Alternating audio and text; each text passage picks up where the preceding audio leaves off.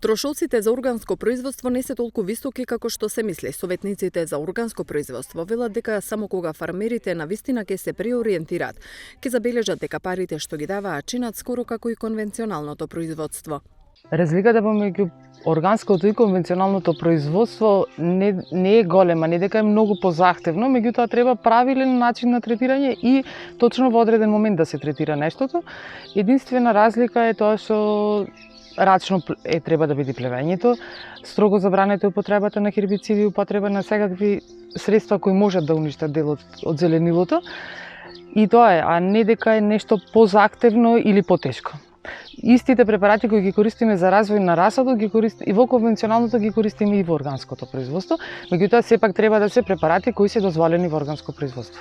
Па, кај нас фали недостасува едукација на производителите за да го разбиеме тоа мислење, за да сватат дека органското производство ниту е поскапо, ниту е потешко, туку само е малце поодговорно и позахтевно за работа.